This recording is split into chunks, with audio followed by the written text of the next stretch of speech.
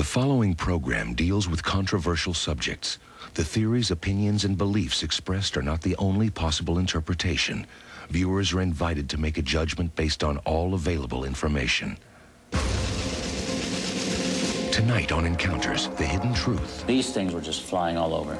Our team of investigators uncovers startling new evidence of alien contact. Other intelligence has reached this planet.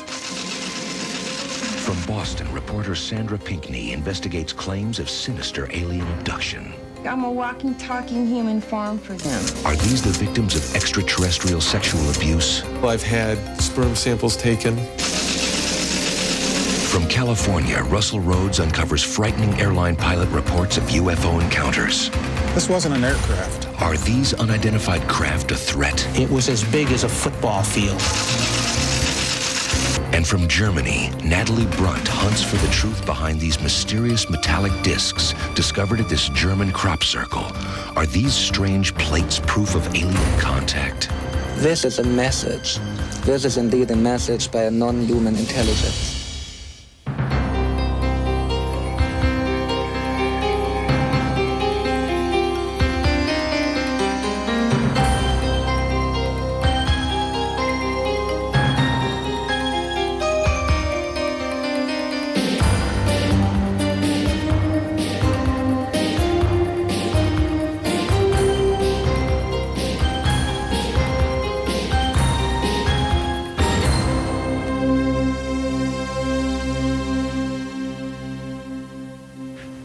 Good evening, and welcome to Encounters, The Hidden Truth. That truth's in the eye of the beholder. And in the next hour, we're going to meet some people who have incredible stories to tell. Whether or not you personally believe in the existence of the supernatural, it's undeniable that many people are convinced that they have had experiences that no science can explain. One of the most incredible of these experiences is called alien abduction. And according to a recent Roper poll, as many as 5 million Americans believe that they have been abducted by UFOs. Now, it's been said that if 5 million people say a foolish thing, it's still a foolish thing, but something unusual is going on. Here's Sandra's report. This is Mary, a professional woman living in New York City. This is Joe, a 35-year-old father living in Boston. And this is Colette, a single mother living in North Carolina. These people used to lead normal lives, but today they're a statistic, for they're certain that they have been repeatedly abducted by extraterrestrials. They've entered my body without my permission. They're taking specimens from me. They leave scars on my body. They put things in my body. They take from my body. They implant. It's almost as like I'm a walking, talking human farm for them. I've had sperm samples taken, and I've actually seen and held, been presented with hybrid children. I live with a lot of physical pain as a result of procedures that are done to me. But I think even worse than that is the emotional pain. I get stripped down, I'm laying on a table, and it's almost as if I'm having an abortion. I go through fetus extracts. I've been through fetus extracts. I have been walking around for 3 weeks at one point with something kicking. I'm a mother. I have been pregnant. I know what it feels like to have a baby inside of me. I know what it feels like to have a baby kicking and rolling. These experiences are shared by millions who claim they've been abducted and in some cases physically examined by alien beings. No matter what you believe, these victims are convinced that their experience is very real. Cambridge, Massachusetts is one of the world's great research centers. It's not surprising to find cutting-edge research going on here. It is surprising to learn that some of those studies include alien abductions. Dr. John Mack, a Pulitzer Prize-winning author of Harvard University, has studied this phenomenon. His research is shattering preconceptions about alien abductions and experiments on humans by alien beings. Who is an abductee? Who is likely to be an abductee, we just don't know. So what is this abduction phenomenon all about? Fundamentally, the abduction experience is the entering into a person's life of some kind of other intelligence which appears as humanoid beings, which takes people out of their homes and does a series of physical procedures, the result of which seems to have to do with some kind of growth that people can undergo if they can face up to the truth of their experiences. To aid in his research, Dr. Mack runs an abduction support facility in Cambridge, Massachusetts. This is significant because for the first time, the abduction epidemic has been treated with the seriousness that it deserves. People shamed into enduring their nightmare in silence have now begun to come forward. Other groups are organizing meetings like this one in Southern California. Out in my mind because that ship reminds me of what I saw outside the window. That told my These are sanctuaries where victims of UFO abductions can share their experiences, taking comfort in the fact that they are not alone. Well, I thought you guys were laughing because you were different from me. You were abducted and I wasn't. I was just crazy, and you guys were laughing, humoring me along. Because we did relate to what you were saying, yeah. I was in the bathtub, and I reached down to scratch my leg, and lo and behold, I found these puncture marks. I'm just going to show these pictures to everybody in the group, just kind of pass those around. This physical scarring is common. Even skeptical physicians can't always explain these marks. Many times victims wake up and discover bruises, lacerations, and scoop marks. This often triggers repressed memories of an alien encounter.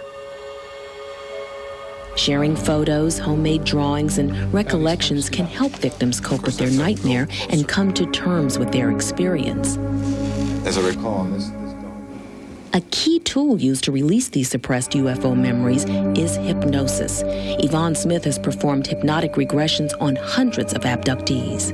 When I go through the process with them of hypnotic regression, I take them back to that particular time and place where this first occurred. And sometimes we don't get anything, and sometimes we get a whole lot of information.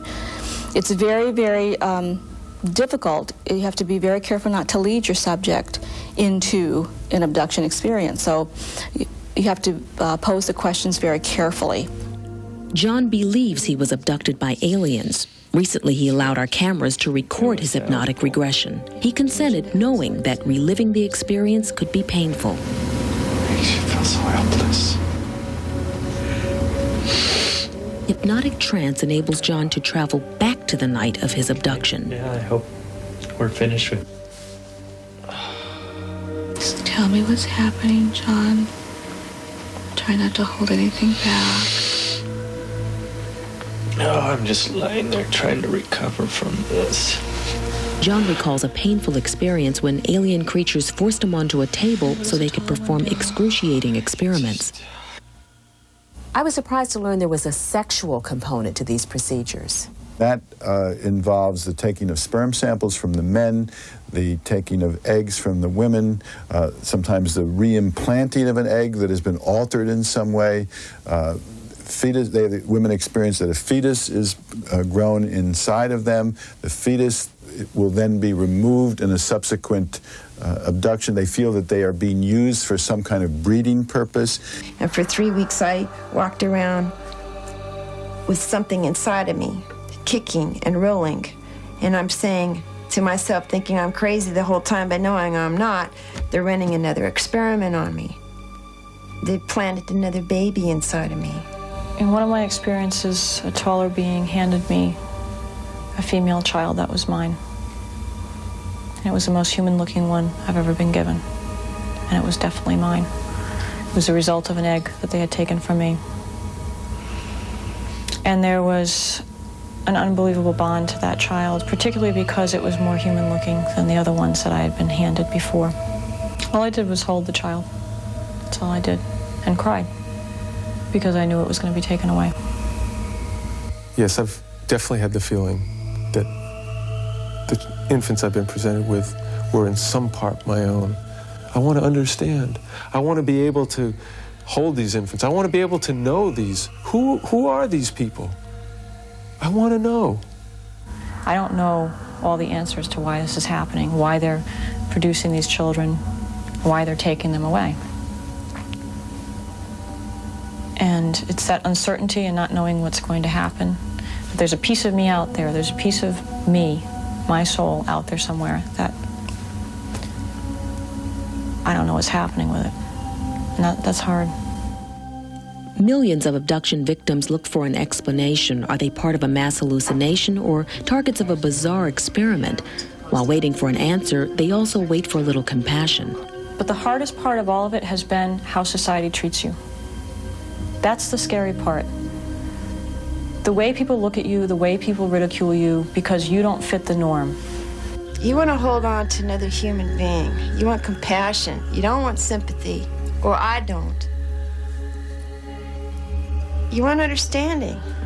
We can't force anyone to believe us, but please be considerate of the fact that we are living with something and living through something that causes a tremendous amount of pain, a tremendous amount of trauma, and we still have to live our day-to-day lives. We still have to get up and go to our jobs and pay our bills and have our families and do all the things that everyone else does. If even one of these thousands of people have undergone this experience, then something beyond our comprehension might be taking place, something with grave consequences for the future.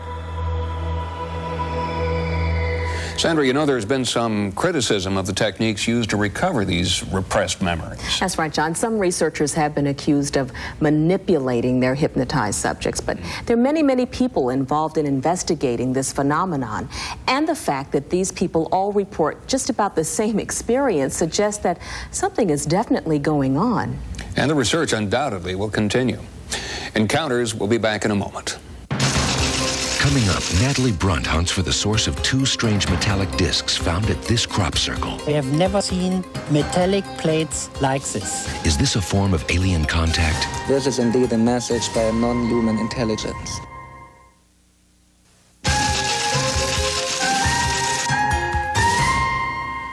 They're called crop circles, huge geometrically perfect shapes that literally appear overnight carved right out of farmers' fields. Some believe they're UFO landing pads. Others think they might be some sort of cosmic road sign. And, of course, many people just think they are hoaxes. Recently, the story of these crop circles took a dramatic turn. For the first time, physical evidence of their creation may have been discovered. At first glance, they look like ancient Roman dinnerware, but some believe they are something far more dramatic, extraterrestrial artifacts left behind by the crop circle's mysterious creators. The plate is like a map, the map of the crop circles. You know, the same signs you saw on the fields, you saw on the plates. These are ancient, sacred symbols, and in my opinion, the phenomenon appears to reawaken our hidden memories of these ancient symbols of communication, to tell mankind that we are really entering a new age, the age when the gods return. All indications are that this is part of a pattern of powerful, unusual intelligence showing itself on the planet. Is an alien power drawing messages on a canvas of grain? Are these circles an elaborate global hoax? Our story of the latest development in this mystery begins on the morning of July 20th, 1991, when jogger Hans Slan discovered these patterns carved into the wheat fields of Grasdorf, Germany. 150 feet long and 50 feet wide, they were inscribed with ancient symbols that appeared to be in the lost Celtic language. This is a message. This is indeed a message by a non-human intelligence. After receiving a telephone tip, local journalist Claudia Briebach was one of the first investigators to arrive on the scene. She immediately ordered a series of aerial photographs for analysis. They were just huge. They were really amazing because they were so huge, and I first thought it couldn't be a human being doing this. If it's a human being having done this, it's a genius, really. Because I think it was about 100 meters long, and the circles were exactly made, and it was really beautiful. Our investigative team invited German researcher and author Michael Hessemann to analyze the origins of the Grasdorf circles. He began with a land survey to determine if the circles could possibly be a hoax. If you fake them, you would really align them with the tram lines. But they are not in alignment to the tram lines. And it is exactly in an east-west alignment. And so really guide me to the conclusion that we have a real phenomenon and that they are not made by human beings. Analysis of soil and plant samples taken from the Grasdorf circles revealed some unusual characteristics. The stalks are bent but not broken. They lay down one by the next one next to each other in a circular pattern. We found molecular changes, we found genetic changes, we found all indications of a great heat. Scientific tests performed by the Technical University in Berlin showed radiation levels inside the crop circles that were 172% higher than in the field around it. In April, psychic Helga Lundström visited another section of the Grasdorf fields, where the unexplained phenomena had been captured on film. This is amazing. She really detected the right side of what we call the sun wheel, what is one of the circles we had in the pictogram. And it is really amazing how she, after 2.5 years, really detected the right side for this formation. The mystery intensified when metal detector tests of the crop circles uncovered 3 unusual metal plates. Each plate contained an image of the crop circle pictograph, exactly the same design that had been carved on the wheat fields. German historian Moschkotte Litvas helped analyze these metal plates, plates that were found to be made of precious metals, bronze, silver, and gold. I went with the plates with another man together to Berlin. There is an examination institute, a very, very big institute, and they found there is only silver in the silver plate, and the bronze is very unusual. We have never seen metallic plates like this. If you look on this picture, you see there are a lot of circles. But there are only 3 circles surrounded by half circles. And that are the places they found the 3 plates. In all the other circles, they found nothing. How could such elaborate designs appear overnight in the darkness? Why did these huge symbols mirror the images of the metal plates? These are only 2 of the many questions that surround these mysterious circles. We may not have an explanation for the Grasdorf circles, but there is evidence that many other crop circles have been man-made. When we come back, we'll take a close look at a crop circle with a very down-to-earth explanation. When we return, the crop circle mystery continues. This is an authentic thing that cannot be duplicated. In a crop circle formation, the electrical conductivity is entirely different. We've got some kind of real phenomenon on our hands. While many people believe that crop circles have an extraterrestrial source, even true believers can't seem to agree on their purpose. Some say they're UFO landing sites, others some sort of intergalactic art gallery. But to non-believers, there's one word that best describes these circles: hoax. But recently, in a Maryland field, I learned that hoaxing one of these circles isn't as easy as it looks. In order to find out how a hoax might be executed, we met with sociologist Jim Schnabel. He told us that it was possible to fool some of the people all of the time. The first formation I made, a friend of mine and I went in, and we had had a few beers, but we were still a bit frightened about being caught. Eventually we got used to it, though, and we made the thing. And within a few days, word got around that this thing had been made, and people started talking about it, and some people said it was a hoax and it was a mess, and other people thought it was genuine. We started learning from our mistakes, and pretty soon people were crowing over the formations we were making. I think there's a possibility that some simple formations around the world are real. I just think that it's a very rare phenomenon, and it's, in any given formation, it's more likely that it was man-made, unless you have some extraordinary evidence which shows that it was made by something else. But with hundreds of crop circles appearing around the globe every year, compelling evidence suggests that all these circles could not be man-made. Researcher and author Steve Canada has been analyzing the phenomenon for more than 20 years. The way we can tell that this is a genuine crop circle phenomenon is to look at the properties and verify that the stalks of the plants have been bent at a swollen node and they continue to grow horizontally.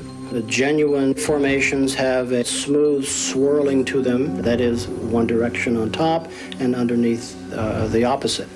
And the other feature that's been found is a weaving kind of effect of the stalks. Strangely, in every single square foot of this 1993 circle, one wheat stalk was left standing, while the rest of the wheat was smashed flat. The question would be, how in the world would anyone do that? This is an authentic thing that cannot be duplicated. The British Army's tried. The British Army's been very serious about this. They have tried to reproduce what they have found, and they haven't been able to do it. Laboratory tests done on the crop circle stalks and seeds reveal mysterious cellular alterations within the grain. University of Michigan professor and biophysicist Dr. W.C. Levengood analyzed these plants and drew some interesting conclusions. What I find is that in a crop circle formation, the electrical conductivity is entirely different than it is in a control sample or a hoaxed one or a man-made one. These intercellular changes that I'm talking about would be absolutely, there's no way I know any technology that could go out in the field and replicate this over a circle that's 80 to 100 feet in diameter.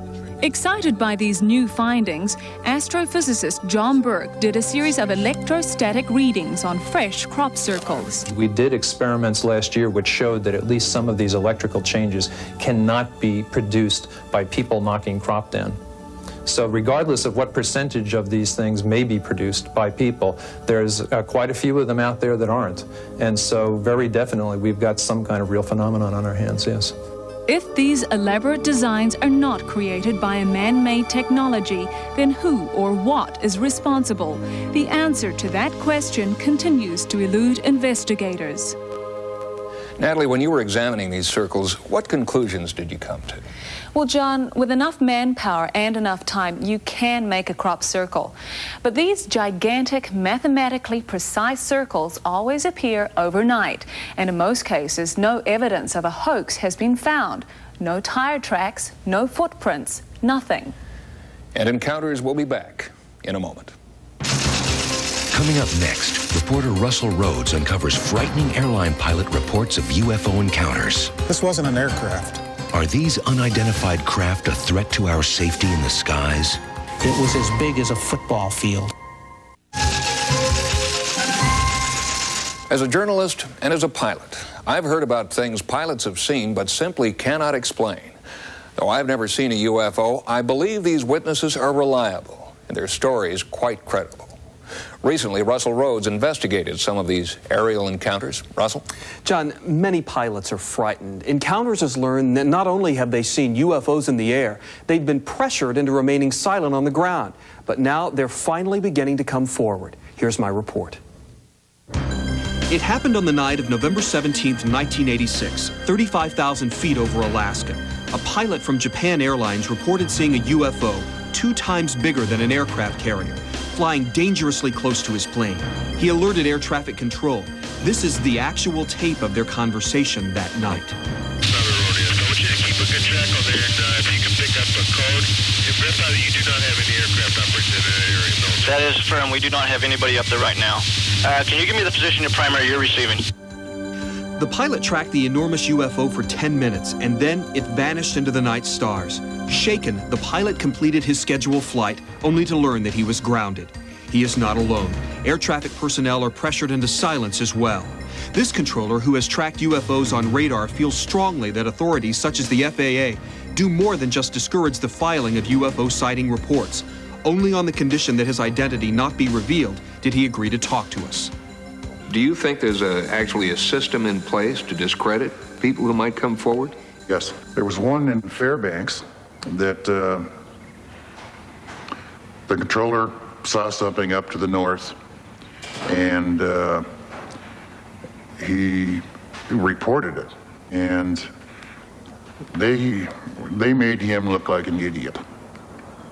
And he said, "Hey, forget it. I'm dropping the paperwork. I must have been mistaken." You know, some people who see this might think you're seeing things. What would you say to that? I know what I saw, and if they would choose to say that it was something different, they weren't there. Dr. Richard Haynes, a retired NASA scientist who documents these sightings, helps pilots fight back. He defended the Japan Airlines pilot. Captain Tarucci followed the book. He did everything by the book. He reported the phenomenon, which were multiple objects, by the way, not just one. He kept the airplane in control at all times. He had multiple eyewitnesses in the cockpit, and even at that, he lost his flying status. The chief medical officer for Japan Airlines told me Captain Tarucci was asked to stop his flying duties because the airline did not want to have pilots flying their airplanes who were seeing visual illusions. Even the FAA did not dispute Captain Tarucci's claims because air traffic control had confirmed the UFO on radar. Defender 1628 at register. I'm picking up a hit on the radar approximately 5 miles in trail, your 6 o'clock position. Do you concur? They're very rational at the time when they landed at the airport. There was no appearance of any kind of drug or alcohol abuse or anything like that. They're very sincere about their situation and their descriptions, and basically we have no reason to doubt them with regard to what it is they say they saw. But it was Dr. Haynes' extensive database of similar cases that helped Tarucci get his job back. I went to bat for him, and I persuaded them, I think, that Captain Tarucci is not all that unusual because of all these other cases that I have. Second, that the objects he saw are not all that unusual, as bizarre as they seem to be to most people. And third, he's a good pilot. Aviation pioneer Dick Russell's distinguished career includes 26 years as an air safety chairman and 5 years as spokesman for the Airline Pilots Association. He's flown virtually every passenger plane made since the DC-3. In the fall of 1956, Dick Russell was flying as a co-pilot when his flight captain pointed out the window. And I looked up and I saw an object which was saucer in shape. It was approximately 50 or 60 feet in diameter. I was stunned, and I said, "What is that?" And about that time, it zoomed across in front of my windscreen and stopped, and then flew off at about a 45-degree angle, very high speed. I said, "What in the world was that?" He said, "Well, now you've seen one." But he says, "You can't tell anybody because they think you're nuts." Ridicule and humiliation have been a constant for pilots ever since they first began to report UFO sightings during the Second World War. By the 1950s, although sightings were becoming more common, filing reports became a rarity. The phone will ring one night, and here's a senior captain of an airline who says, "Gee, I've got to tell somebody my story." And then when I assure him it'll be confidential, which it always is if he wants, this wonderful story comes rolling out. With well over 2,000 cases in his computer database, Haynes has found a remarkable consistency in the descriptions of these objects.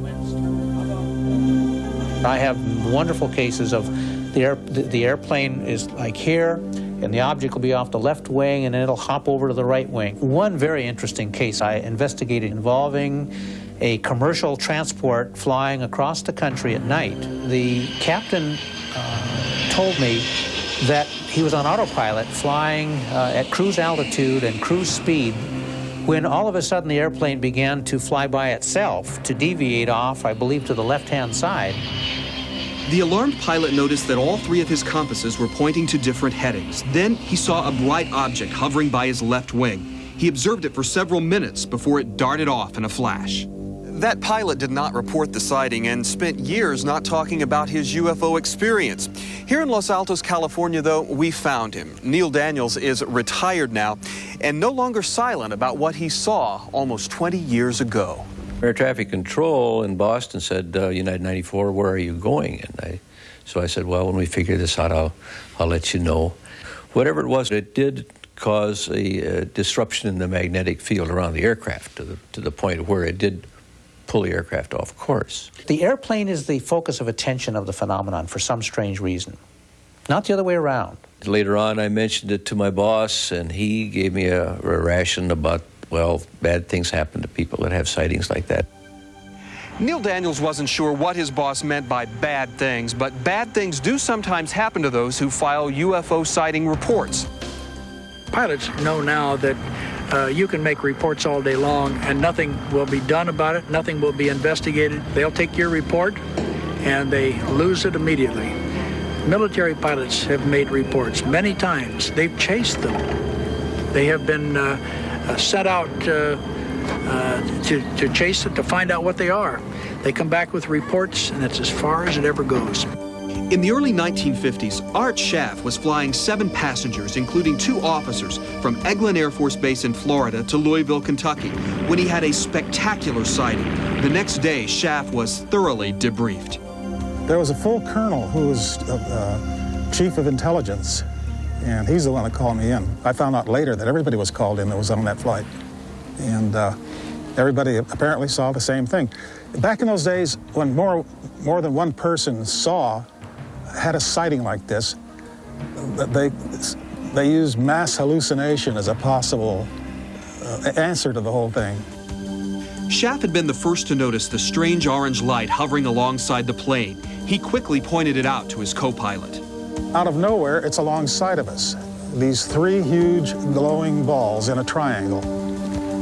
And it stayed right with us as we pressed on. And the colonel said, "Art, turn into it." And I said, "Forget it." And he kept it up. So I very gingerly dropped my left wing into this whatever it was, and it just took off like a streak. Dr. Haynes showed us case after case of other pilot sightings, all with minute detail about the encounters. Of course, many pilots don't believe in UFOs, but Dr. Haynes will often persuade them to carry his sighting forms along with them. And that will sometimes lead to a late-night phone call from an excited new believer. And he says, "Dr. Haynes, you're never going to believe what just happened to me over Lake Michigan." And I said, "Phil, what do you think you saw?" He said, "There's no doubt in my mind that's a vehicle from outer space. Nothing could do what it did. It was as big as a football field," he said. 50,000 people could be on that thing, it was so big. And he showed me, moment by moment, as he's sitting in this position at first, where the object seems to be imaged on the windshield throughout the entire sighting. It disappeared behind the post here, it reappeared, it's a real object, it seemed to be under intelligent control, it had structure to it. They felt a slight shock wave at the nearest point when the object was doing its turn and then going away. By the way, he did not report this case to the authorities. He kept this to himself. Dr. Haynes says he wonders how many other pilots out there are just keeping it to themselves. One has to ask the question, when will there be a system in place that will allow pilots to file UFO sighting reports without fear of being grounded? There are other questions too. What are these objects? This wasn't an aircraft. You know, I've been around too many of them. Optical illusion, 7 people saw it. You place your trust and your life in the hands of a pilot every time you climb on an airplane. But there have been too many sightings by people that, have some credibility to put it off forever. Can you honestly believe that this vast space that we have out here, with as many heavenly bodies that are up there, that we're the only people? Doesn't seem possible to me. It seems clear that pilots have been coerced into remaining silent about potential hazards they have encountered while flying. And this is dangerous for them and their passengers when we put our lives into a pilot's hands. Flying is a serious business, and pilots have to be completely informed. The price for covering up the truth just might be paid in human lives. Encounters will be back in a moment. When we return, a UFO is spotted on a Weather Service radar screen. Oh my God, what is that? Plus, startling new UFO footage. These things were just flying all over. Is it proof of alien contact? Find out.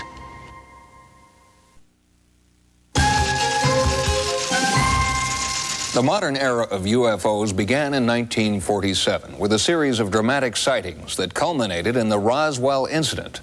According to many experts, a UFO crashed in New Mexico and a government cover-up began.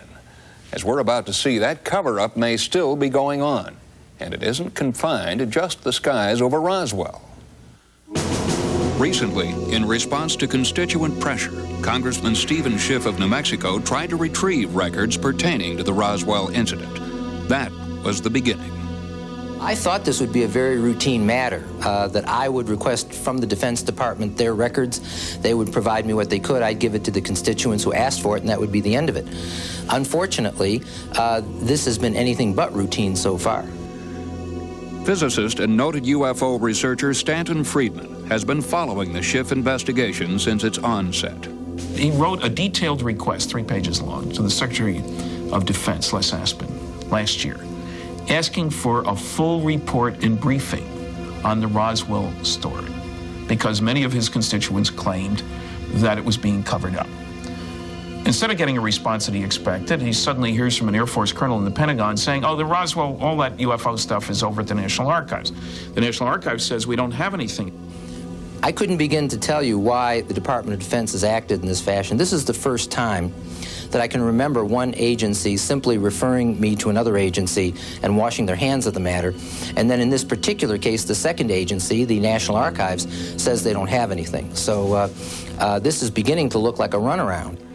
Michael Lindemann, founder of the 2020 Group think tank, believes he knows why the government is refusing to release its documents. There is very strong evidence, not only that other intelligence has reached this planet in numbers and diversity, but very strong evidence that our government, some people in government, know this and have treated it as a major secret. They did that for reasons which, I'll grant them, were probably good reasons. Today, they're stuck.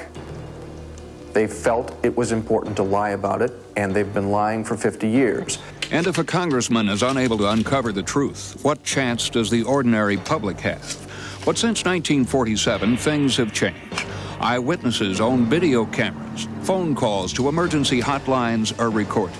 And with persistence, we can gain access to extraordinary tapes like these. 911. We were just wondering, have you heard anything about these lights that are flickering up here in what is it, the east-southeast area? It looks like a string of Christmas lights that's way up in the sky. You are hearing the actual calls placed to a Western Michigan 911 line on March 8, 1994, following a number of UFO sightings. Police initially dismissed these sightings as an airplane, but local reporter Michael Walsh felt there was something more going on. I've spoken with individuals who purported to have seen this. I've spoken with scientists, with government officials, essentially everybody who could shed some light on what this was or could have been.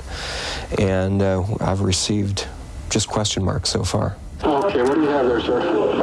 There were at least 4 lights, and they were all flashing like okay, they were in a sequence. It was kind of like a V, and there was 4 lights, and they were blinking back and forth. And there's no way, I mean, a plane's not that wide.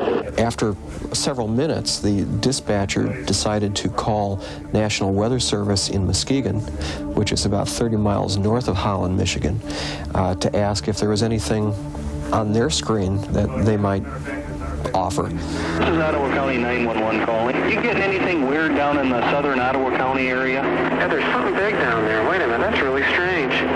One of the people that called that I had happened to talk to said it looked like a bunch of cylindrical objects. Well, oh my God, what is that? They were going together and coming apart. Yeah, there's 3, and they're lengthwise. Now I'm getting 3 of them. They look like a triangle on my scope. They're very strong. Return. They're spiking, so there's something pretty solid. It's not precipitation or anything, especially up at that height. We've tried to get in touch with as many sources at the National Weather Service as we can, including the radar operator. In the weeks since this event, we were told that the operator was on furlough and was unavailable. In fact, public authorities who witnessed the phenomenon, including a police officer dispatched to the scene, have been mysteriously unavailable for comment. But the evidence speaks for itself.